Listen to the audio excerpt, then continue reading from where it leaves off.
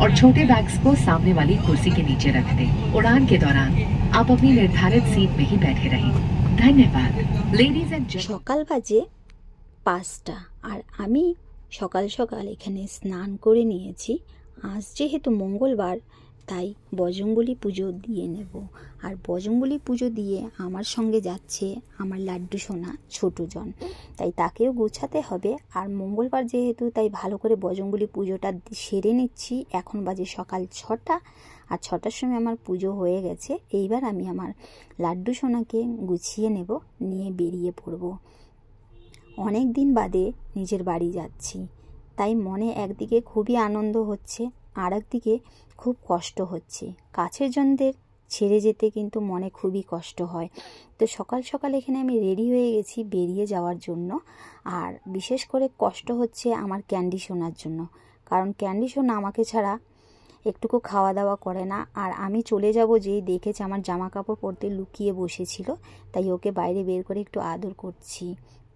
তো কাছের জনদের ছেড়ে যেতে মনে কিন্তু অনেক কষ্ট হয়।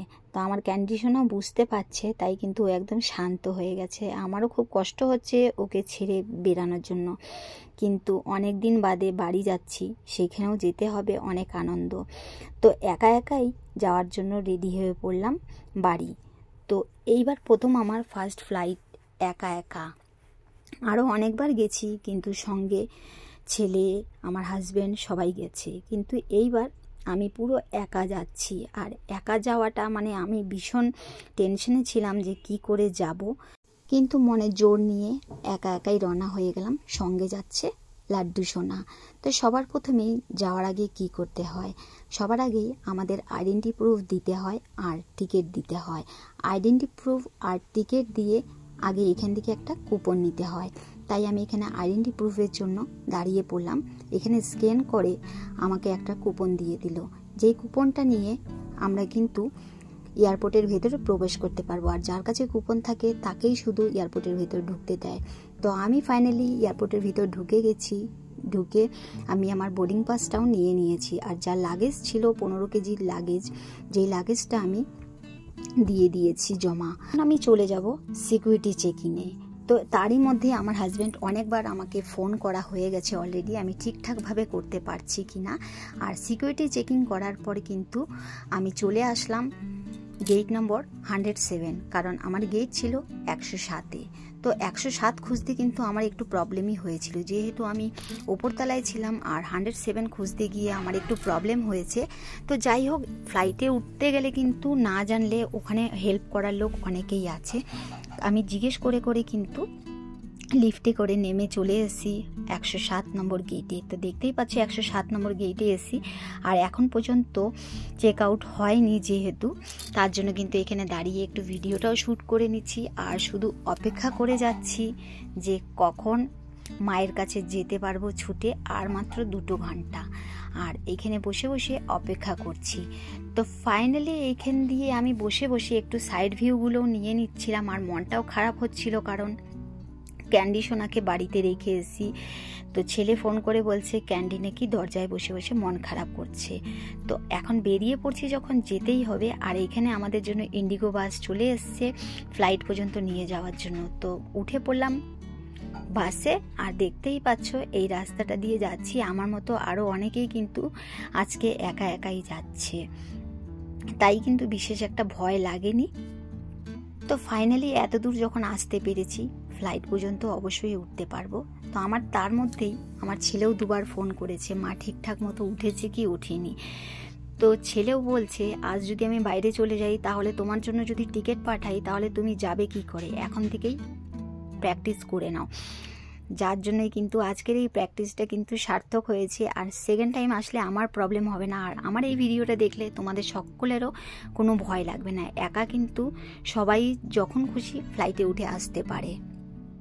আর এই হলো আমাদের ফ্লাইট, এই ফ্লাইটে করে আমরা যাব। তো বাস থেকে এখন নেমে চলে এসেছি সোজা, দেখো ফ্লাইট দিয়ে উঠবো বলে। তো আমার সিট নাম্বার ছিল 5F, আর 5F-এ আমি এবার উঠে পড়বো। তো যেতে যেতেই দেখছি কয়েকটা ফ্লাইট উড়ানের জন্য রেডি হয়ে চলে গেছে। দেখতেই পাচ্ছ কত ফ্লাইট দাঁড়িয়ে রয়েছে, এগুলো কিছু পরপর উড়ানে যাবে।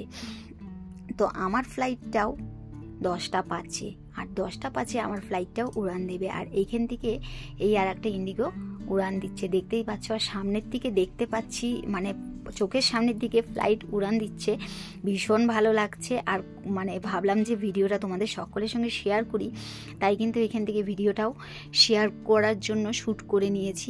আর এইবার আমি ওপরে উঠে যাচ্ছি ফ্লাইটে। May I have your attention please? All our guests are requested to take their assigned seat as soon as possible and place the small packages under the seat in front of them so that we can take off on time. Thank you. Beans में और छोटे bags को सामने वाली कुर्सी के नीचे रख दें। उड़ान के दौरान आप अपनी निर्धारित सीट में ही बैठे रहें। धन्यवाद। लेडीज एंड जेंटलमैन, জানলা দিয়ে ভিউটা জাস্ট দেখো, অসম লাগছে। চারিদিকে মেঘ মেঘ মেঘ, মনে হচ্ছে যেমন তুলোর উপরে আমরা ভাসছি, এতটা উঁচুতেই উঠেছে, খুব সুন্দর লাগছে। আর আমি আর আমার গোপাল সোনা দুজনেই কিন্তু জানলা দিয়ে দেখে দেখে এতটা পথ চলে এসেছি। আর যেতে যেতে অবশ্যই এই 2 ঘন্টার মধ্যে আমি অনেক বন্ধুও বানিয়ে নিয়েছি সেই ফ্লাইটে। তো বন্ধুদের সাথে কথা বলতে বলতে যে 2 ঘন্টা পার হয়ে গেছে, একটুকু মানে বোঝাই যায়নি যে 2 ঘন্টা কি করে জার্নি করলাম। তো দেখো ফ্লাইটে সবাই কিন্তু আমরা বসে রয়েছি, আর এতটা উঁচুতে উঠেছে ফ্লাইটটা এবার ওয়েদার খারাপের জন্য, কিন্তু মাথায় প্রচণ্ড পরিমাণে কিন্তু আমার একা না সবারই চক্কর দিচ্ছে। আর এতটা উঁচুতে উঠেছে জাস্ট মানে অসম লাগছিল, কিন্তু মাথাটা ভনভন করছে। আর আমি জানো তো কানে হেডফোন দিয়ে নিয়েছি, কারণ আমি ফ্লাইটে উঠলে আমি কিন্তু কানে পুরো কালা হয়ে যাই, কানে কিচ্ছু শুনতে পাই না, যার কারণে আমি কানে হেডফোন দিয়ে দিয়েছি। আর দেখো আমি চলে এসেছি শিলং এয়ারপোর্ট। তো শিলং এয়ারপোর্ট আসা মানেই মেঘলা আকাশ, কুয়াশায় ভরা। এই যে দেখতেই পাচ্ছ জায়গাটা, দেখে অসম লাগছে আর অসাধারণ লাগছে যে নিজের জন্মস্থানে নিজে আসতে পারলাম এত দূর থেকে ফাইনালি একা একা। তো দেখো জাস্ট ভিউটা অসম লাগছে, আর চারিদিকে শুধু সবুজ গাছ, শুধু সবুজ গাছ, মানে দেখে মনটা বলছি অনেক জুড়িয়ে যাচ্ছে।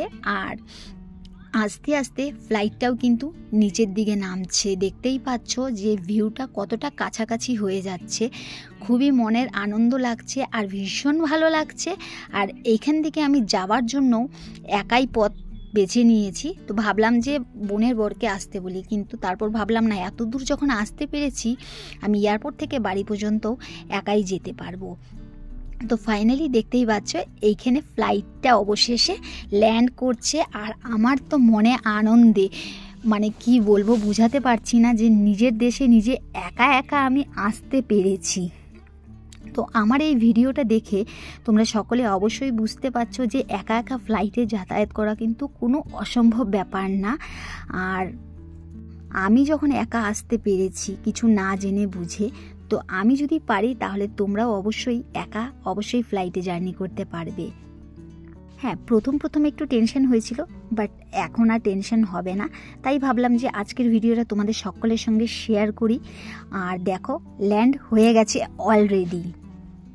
এই প্রথমবার আমি গুয়াহাটি এয়ারপোর্টে এসেছি। তো দেখতেই পাচ্ছ গুয়াহাটি এয়ারপোর্টের ভিউটা একদম অসম লাগছে, মনে হচ্ছে আকাশ আর পাহাড় দুটোই এক দিক হয়ে গেছে। আমার তো দারুণ লাগছে। আর এখান থেকে ইন্ডিগো বাস থেকে সোজা আমাদেরকে নিয়ে চলে গেল এয়ারপোর্টের দিকে, বাসে করে নিয়ে যাচ্ছে, কারণ এখন আমাদের ব্যাগ কালেক্ট করতে হবে। তো ফাইনালি সবার ব্যাগ আসছে, আমারও ব্যাগ চলে আসছে। আর এখান থেকে আমি আমার ব্যাগটাও কালেক্ট করে নেব। আর আমার ব্যাগ আসছে হলো বেল্ট 2 থেকে, কারণ ওইটা হলো ফ্লাইটেই অ্যানাউন্স করে দিচ্ছে যে তোমাদের লাগেজ কালেক্ট করতে পারবে বেল্ট নাম্বার 2 থেকে। তো আমি বেল্ট নাম্বার 2 থেকে আমি আমার লাগেজ কালেক্ট করছি। ফাইনালি আমার লাগেজও চলে এসছে। আর এখান থেকে আমি লাগেজ নিয়ে নিয়েছি। এবার আমি শেয়ার ট্যাক্সি করার জন্য রেডি।